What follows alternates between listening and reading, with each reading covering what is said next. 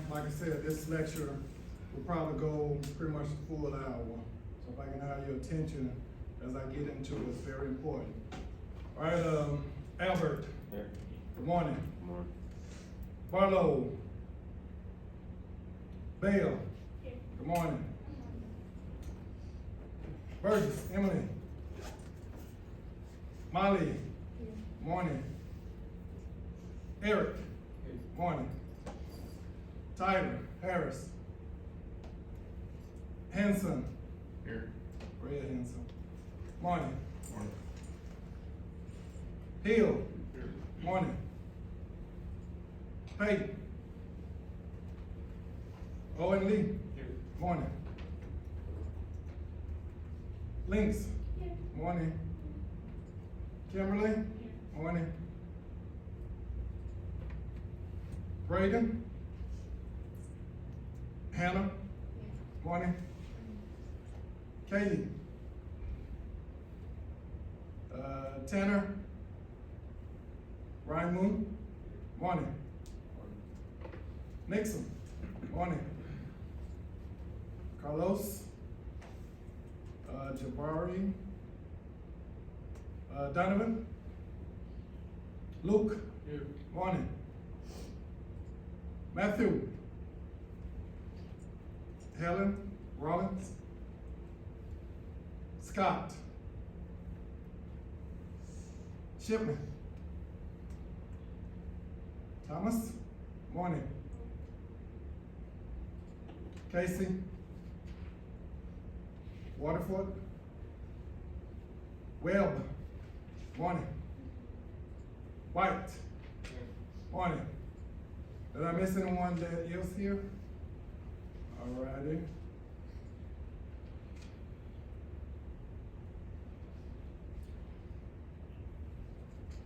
Okay, so today, closing down, roughly 2 weeks left. All right, as always, chapter 11, we're moving into chapter 11. Okay, as always, I did the attendance. I'm gonna do a chapter review, which is about chronic disease. And then this is a major assignment here to Health Family Research. All right, then the location where you can find it, paper information, and example I haven't completed. This all gonna be in a PowerPoint. All right, so again, your final major project other than the final exam to round out for this class. All right, so quickly going into the chronic disease overview. Okay, so in this chapter here, chapter 11, as always, I give you a brief synopsis and some bullets as what you will get out of this particular chapter, like all the chapters beforehand.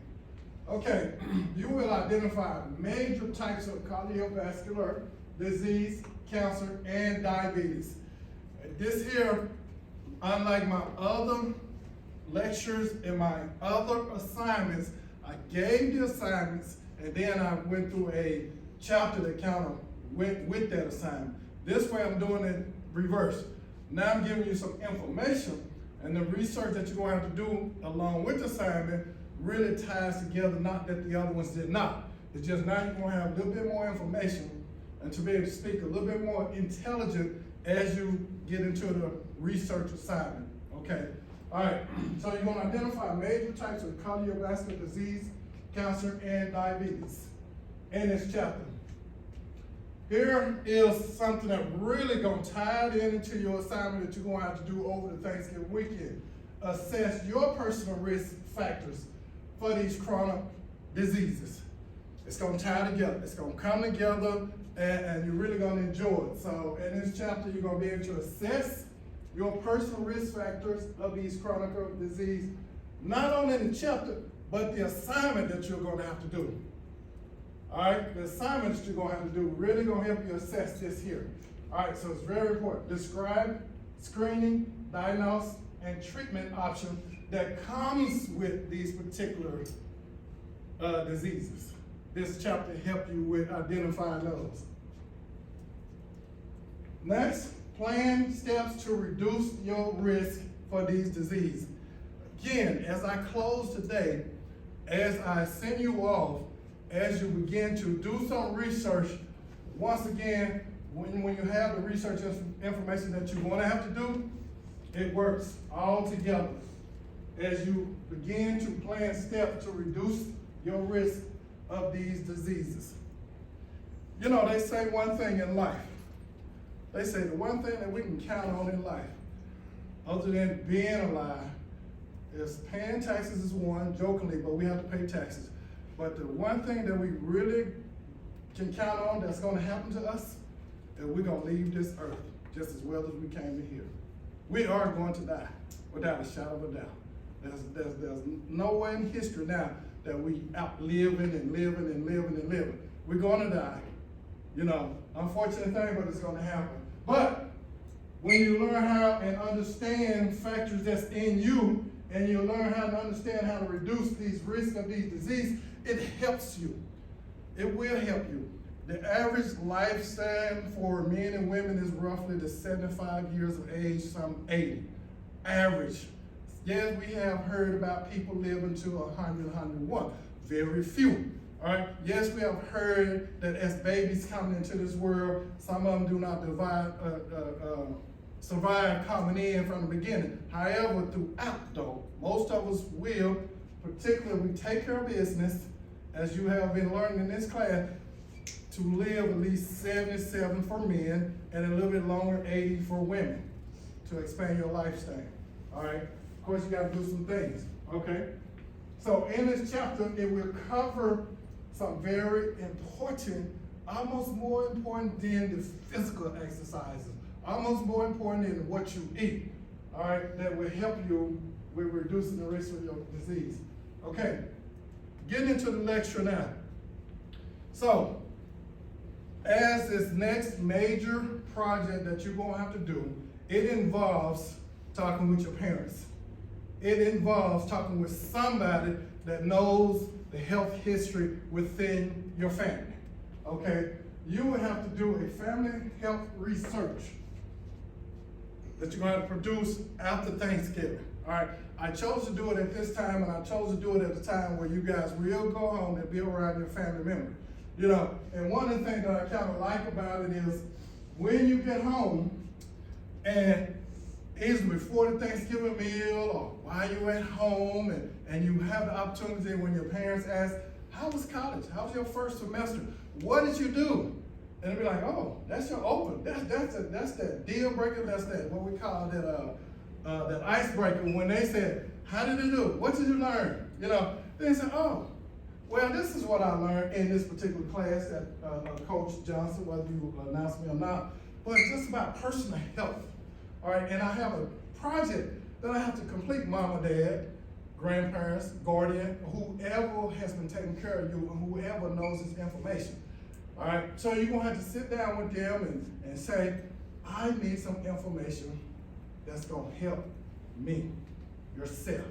And the information that I need, and this is what it's gonna do for you. If you know something about your family health history, knowing your family health history can help you and your family have a healthy lifestyle. When I say and your family, I'm talking about extended family, I'm talking about children, I'm talking about beyond that, okay? And it even include your parents and stuff.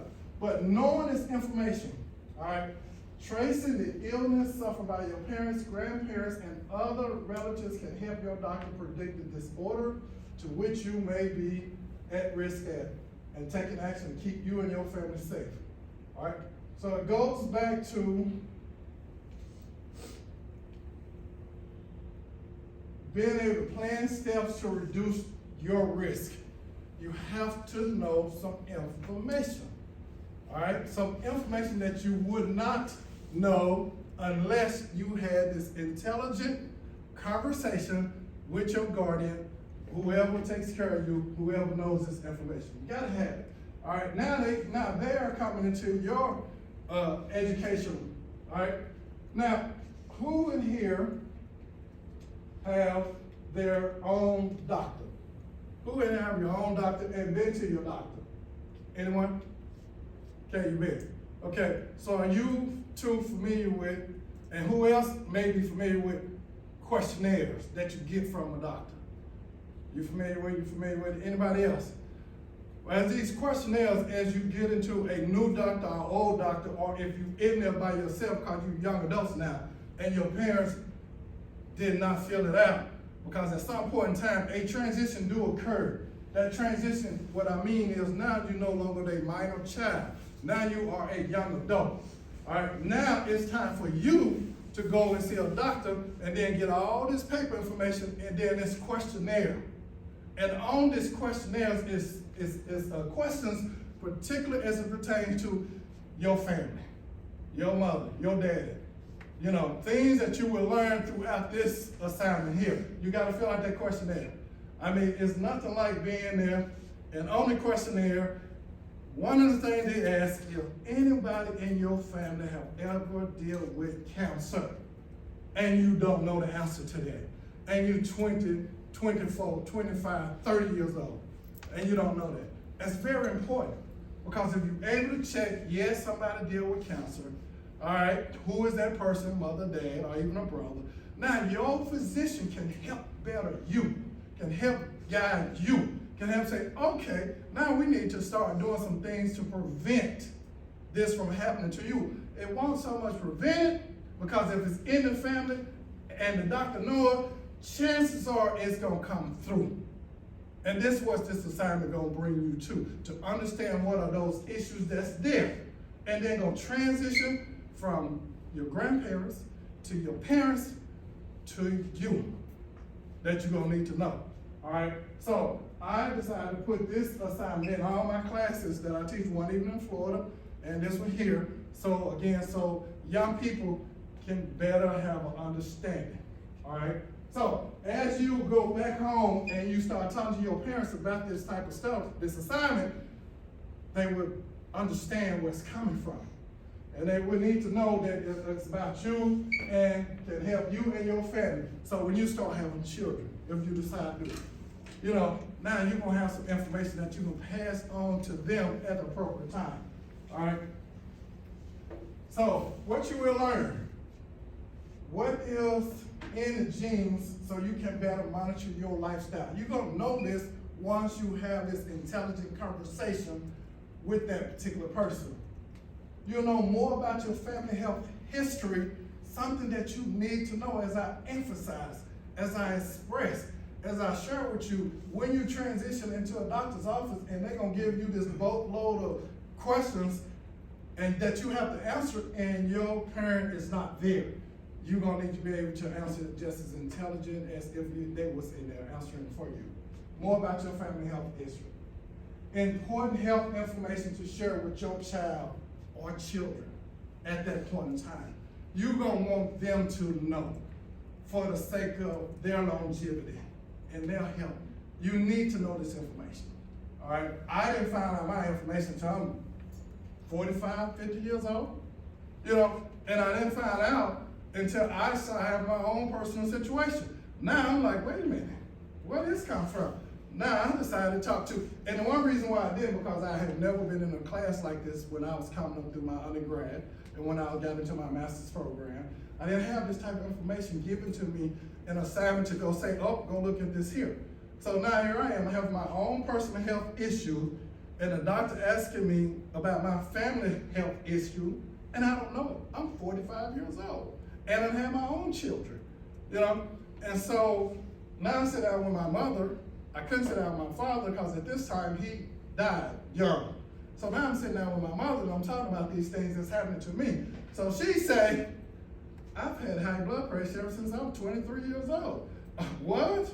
This long? You know, it would have been good for her to tell me this. And now as I'm talking to my physician, as I'm having my issue, he would have been able to say, you know what, you need to stop with this salt. Even though you're healthy now and you're playing basketball, you're all good, you need to reduce some things right now, James, at 23, if this was going on. You know, but we didn't have that conversation. You know, one, I didn't know how to bring it to her until I would have that issue myself. But now I'm having you guys have an assignment so you can understand and you can be able to share this with your child or children if you decide to have any. All right. Accurate information to share with a physician. Accurate. Fill out the questionnaire. I don't know what I got. Accurate. I think We want to eliminate, I think. This may be when we don't know. When you hear from what I call the horse's mouth, mama saying, I had high blood pressure when I'm 23. I ain't got to think about what my mother had. She done told me. When I talked to my father at the time, if I was able to, what's going on in your family structure? Diabetes. I ain't got to think. I got the accurate information because I heard it from the horse's mouth, so to speak, which you guys are going to do as you do this assignment. All right? So, accurate information to share with your physician, okay, as you complete this assignment here. So you're going to already have that information for us, that book stuff, you know, intelligent, cardiovascular. You're going to read that, and you're going to do these modules and these smart books, but then the Thanksgiving break going to hit, and you're going to go home. Now you're going to have to do this here. And you're going to be, I'm telling you, they're going to be so impressed. They're like, okay, you guys are learning something up there in this one particular classroom, because we can have this type of conversation, your parents and whoever you talk to. Okay, resources to have success with this, with your health growth, as I done said it repeatedly. For a book, I brought me some books because I want to give out some. One of the resources I said that you need to have for this here, who can tell me what is a resource that can help you with this assignment? Huh? Speak up. Your parents. The main resource, literally. Okay, so didn't you already get a book from me? You got one. All right. Your parents. All right, resources that you have success with this here. All right, so mother I got up there. Father I got up there. Grandparents I got up there. And great-grandparents if they still around. Those are the essential people. Okay, of course, older brother, older siblings, they may know and they may not. But those sources up there, they know for sure within them. And they're most important than the older brother, older sister, or the auntie or whatever. But those might be your other resources, aunties, if they still around, you know, to give you this information that you're going to be seeking. All right? Here's a little video I want you guys to listen to. Should we go?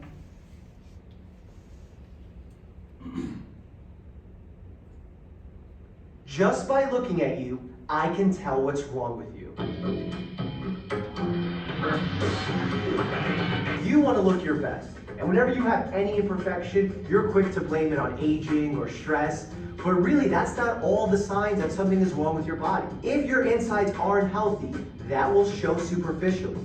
That's why when you come into my office, I look at you as a whole. What warning signs are appearing on you superficially that I can figure out to lead to a diagnosis? Before I spill the beans and explain to you everything that's going on, you need to understand how the body works. It works in a system, and it's made up of multiple components. When one of those components doesn't work, a lot of times that can show signs on your physical appearance. If one part isn't working, another part of the body compensates. That's the way your body maintains something what we call homeostasis, a balance of what's normal. Wait, one more thing before we start. It's important to know that while I'm giving you a lot of physical appearance signs, it doesn't mean that you have the disease if you have one of these. All it means is that you need to go to your doctor and have a conversation. Something you should be doing anyway if you've been watching my videos. Boom, these are the top physical signs that tell me something else is going on inside your body. Facial flush or rosy cheeks. Do you feel like your face looks a little too red? I'm not talking about the time where you get sunburned or when your crush looks at you.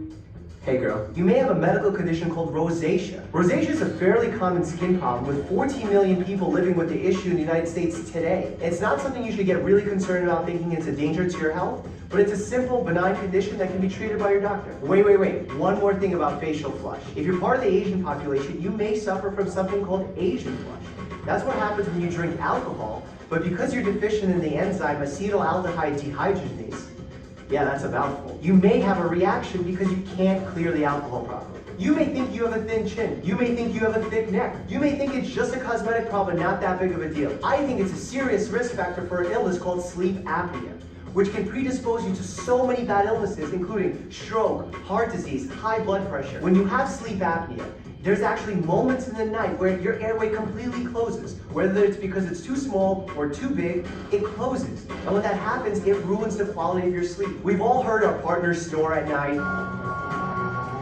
or wake up in the middle of the night because their breathing wasn't right, that's sleep apnea. One of the best lifestyle changes you can make for sleep apnea is to lose weight. Unwanted body hair. Ladies, this is mostly for you. If you start growing hair where you've never had hair before, it doesn't mean you should pay a visit to your spa, but it does mean you should pay a visit to your doctor. Why? Because that actually has a medical word behind it. It's called hirsutism.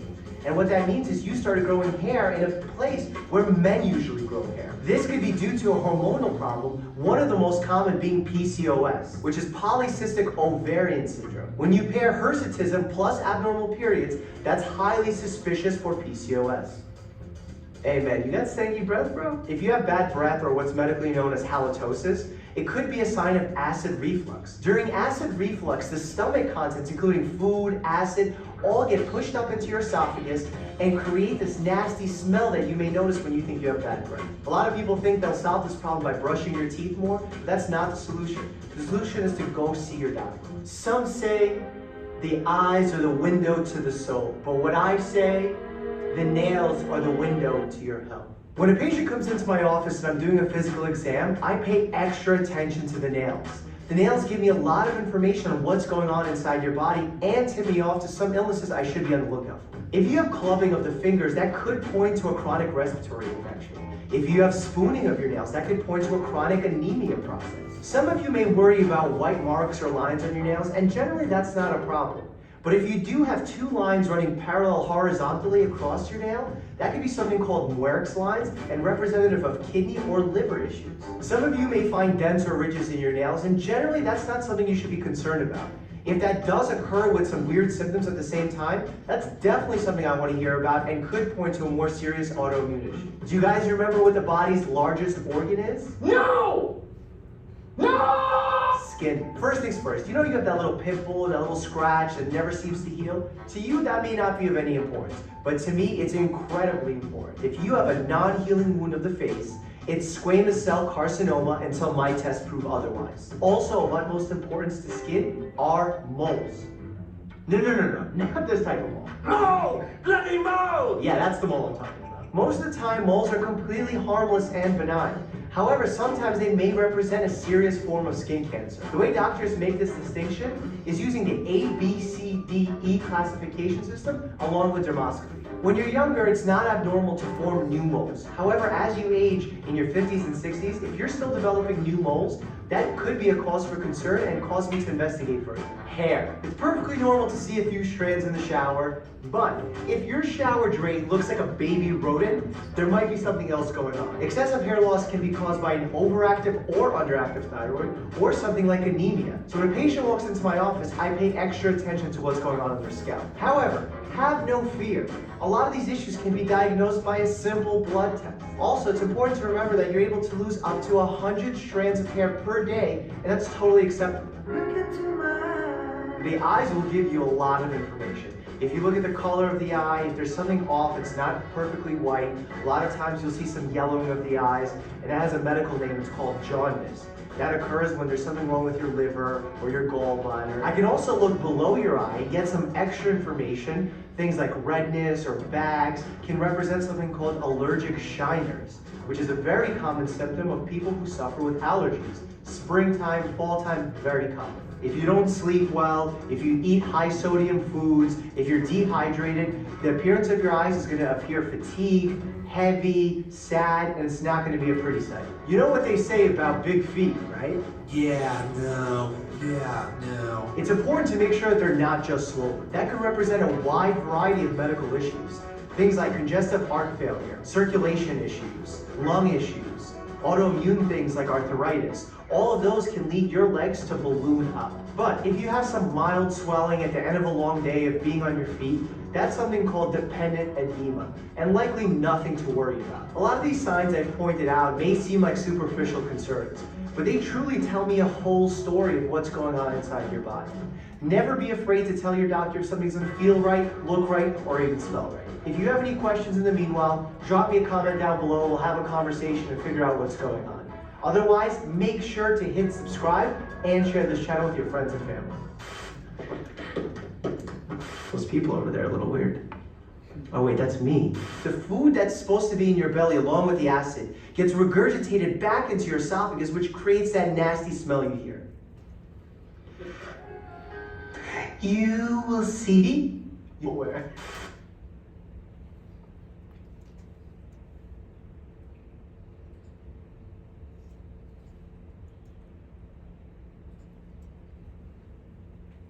Okay, so, Dr. Mike, if you guys on your own time, you can look him up on this YouTube situation. All right, Dr. Mike. All right, where you can slow it down and listen to it. Because at the start of this assignment, the start of it, the top of it, as you're gonna see, I'm asking you about you. At the start of it. Some of you already know your health history and what's going on. Maybe most of you do not. If you review this here and listen to what he said, and you figure, you see that you have some of those things, then you can put down some of the information, so if you want to. Okay, so you go to Dr. Mike and the YouTube.com video, and he'll pull up that, and you can listen to it, slow it down. Okay. All right. Now, some of you, I don't know if you can see this real good, but anyway, some of you, as you get into discussion with your parents, or whoever you decide to get in this discussion with, they may bring up HIPAA, H-I-P-P-A, the HIPAA laws. Okay, so this is just a real, and it's just in my PowerPoint, but I wanted to share with you that within this here in the caption there, the information is similar to this here, all right? What HIPAA law is saying that here I am, Professor Johnson, is looking for information that you guys need to get from your parents, all right? Health information, all right? So to protect them and their information, first of all, when you talk to them and they give it to you, they give you consent. Automatically, okay, son or daughter, whatever, you know, the name is, I got high blood pressure. Okay, this is what is in our family. Your grandparents have cancer. This is what, so they give you that information. All right, so when you share it in your assignment to me, the protection comes where I will not and I cannot, unless I want to get sued, share this information out to anybody else. So they are completely protected because I know these rules, that's what I will not do. All right, once I get the assignment from you guys, once I check it to see if you guys have information in there so you understand this here, the assignment, which you're gonna have to turn into me via email, is gonna be shredded. But again, I cannot, via protection, unless I have consent, written consent from your parent that I can give this information to Bali, Bill, or colleague. So share that with them, I understand that, and this is how the process will go. I will view it, grade it, discard it, okay? I will view it, grade it, discard it, and it is a grade that you need to have, all right? So this is what this is all about. You can always look it up, you know, to health.gov about your health information and your rights, okay? If there's any question, all right? If there's any questions, if there's any pushback from, because you need this information. Trust and believe that when I tell you this, all right? So, here's an instruction. All right, these are some questions that's going to be on this sheet. Well, I'm going to tell you where you can find the sheet at. These are just some questions to help you get started. All right, what you're going to ask, do you have any chronic illness such as heart disease, high blood pressure, high cholesterol, diabetes, or cancer? And you're going to be able to get some more from the assignment, from the chapter, other things that they may have. You know, so when you talk to them. So this is the intelligent conversation when you're sitting down with your parent or whoever, and you're gonna ask, is there any within our family? Do you, mother, do you, dad, have a chronic illness such as heart disease? They're gonna say, yeah or nay. Do you, mama, do you, dad, have blood pressure, high blood pressure? They're gonna say, yeah or nay. You know, what about high cholesterol? Yeah or nay. You know, and diabetes, they're gonna say, yeah or nay. All right, in another chapter then, in the text, there's gonna be some other things that you ask them about. Not just stick with these right here. You know, or if there's nothing you can't find in it, just ask them point blank, do you have anything? Is there anything in the family that I need to worry about for myself? and then they're gonna either reveal or not, okay? Do you smoke? One of the things you can ask. Yeah, nay, or you already know it, so you ain't gotta ask that question. All right, have you had any other serious illness, such as cancer or stroke, if you don't know? All right, and even if you, when you get down to your grandparents, and if they're not around you, then ask your mother, your dad, about their mother and their dad, if they had these things to help you with this assignment. All right, because I'm asking you to go as far as your grandparents, okay? How old were you when you developed these illnesses? Another question that you can ask once they reveal an illness, if they do, okay? Have you or your parents had any difficulty with any other health issue that I did not ask? See, we ain't letting them get away. Once they get here and they say, no, then you come down and say, wait a minute, what about this here possibility? What about any other, that you cannot even pronounce or blah, blah, blah. Again, it's for them to reveal and hope that they do for your health and your children's health. Okay, can I emphasize that enough? You and your children, all right? What medication are you currently taking? When they sure that, if they should, it will be attached to, I take high blood pressure medication, which is an indication that I got high blood pressure. So again, if they avoiding a question and then you get down to asking about a medication, then it may be, again, revealed of something that's going on, all right? So you can ask that. Again, it's not me asking, it's not your peers asking, your sister, brother, it's you asking. And you saying to them, wow, they looking at the young person and like, wow, they really have learned something in this college at this particular time. And they asking some important information that's very important for themselves. They should be impressed with you as you ask these intelligent questions. And you will have this on the sheet of paper so you can have this with you, so you ain't got to think about it. You ain't got to guess what question that I need to ask. It's going to be on the sheet, okay? So, the family research assignment sheet. So, when you go into your course materials, you're going to see that particular assignment in the course material. You guys at this point in time should know how to get there in the blackboard, okay? And on the assignment itself is those questions, all right? So you'll find this, I'm sure I don't need to go through and say, okay, go click here, click there. We don't did that now, all right? So in the course material, and I know they're there. It's not like the other one I said, I think they're there, well, no, it's not there. This is there, all right? So this particular assignment is there. All right, so you print it, you read it, you follow it accordingly, okay? So, this is what it looked like for the sheet that you're gonna turn into me, all right? The second part of it. I don't want the top part with the instruction and all that. You're gonna cut it off, and this is the information you're gonna type in or write in legibly, all right? Type in or write in where I can read it. That's what legible means. All right, put your time with this, how you point assignment. Here is the family tree, start with your name at the top there. Your issues, health issues right there. I just want like 2 or 3 if there's any. And I want like a whole sentence. Just put high blood pressure, just put jaundice, just put cancer, just put diabetes, just put in one word, high blood pressure. Jaundice, diabetes, cancer, overweight, just put that in there. So as you talk, this is about you. Now, if that's nothing thus far for you guys, then it's NA. That's okay. I'm going to accept that, and I'm not going to penalize you, and I'm not going to say, yeah, right. I'm not going to. If it's NA and you're healthy, that's wonderful. That's all good. So if that's what it is, put your name right there, NA.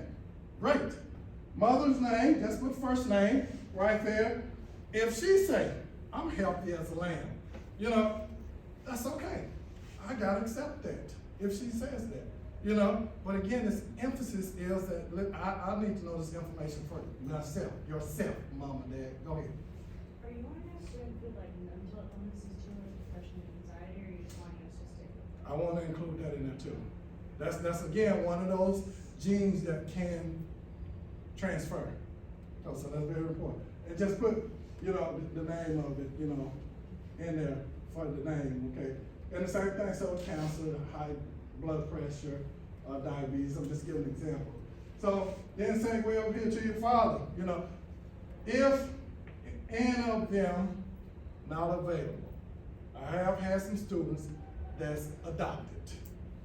What I want you to put in there is your name here, in here up at the top. I am adopted and I do not have the availability of that information. You still will receive your 100 points, okay, if that's the situation. If for some reason, father not around, you can have that conversation with him, and your mother didn't know and can't share that with you, put NA on it in there, just NA, okay? That's okay. Even if mother's not around, NA, I can't get it. If they are not around, or if they cannot give you the information that's pertaining to their parents, this is their parents, your mother's parent, your dad's parents, okay? If they're not available to talk to directly, if they can't give you the information, put NA, that's fine. But I hope that you probe as much, because again, you will see whatever going on here, you might see the same thing going on here, and trust and believe it's going just like this here. And then when you have your children, it's gonna follow suit, that particular issue. And when you talk to your physician and you know these things early on, they will be able to give you best guidance and start saying, you need to lay off of this, stop doing this, make sure you get your exercise in, make sure you get your sleep in right now. Not wait till this come in and now you want to change your whole life. All right, because a lifestyle change won't happen overnight. It really is a process, okay? So the sheet will look like this here. Give you an example here. As I put my name up there, and I put N up here, then I put high blood pressure in there. It's complete, it's filled out. As I put my mother's name up there, high blood pressure, cancer, prostate cancer, just for example. Now she couldn't have a prostate cancer because she is a woman. All right, but just put it in there, just an example, okay? It's just an example. My mother, my dad up here, Thomas Johnson, high blood pressure, high cholesterol, colon cancer. You know, these are just examples, all right? And went on down, my grandfather, his dad, heart disease, kidney disease, colon cancer.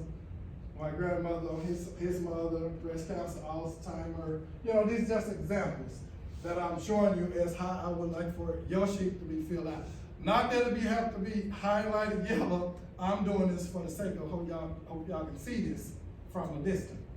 Okay, it don't have to be highlighted and stuff. But this is the way I want it to be filled out. No sentence needed, just a couple of words that's associated with the right individual. Okay. Again, if they do not know, if they chose not to reveal for whatever reason, put in A in their spots. And I'm gonna be okay with that. Okay. All right, again, class time up here, because I already see your name here. Make sure you put that class time 9 o'clock up there. All right. Everybody got that? Any more questions that's pertaining to this? Okay. All right, so this is assignment. Good luck with your Healthy Goals research. All right, like I said, next week we coming here, Monday. It's gonna be real brief. I don't know when they're really gonna start letting out for us Tuesday or Wednesday evening, but we will meet Monday. And it'll be a real brief because going to chapter 12, I believe. Okay, so we know, coming up, remember to complete the Smart Book, Module 11 quiz. That's it. That's pretty much it. No lab assignment, and this goes back to the chapter on, you know, the cardiovascular and all that. Have fun with the chapter. If there's no questions, I got out 45 minutes. Any questions? No questions? Everybody understand? Y'all have a good rest of the week.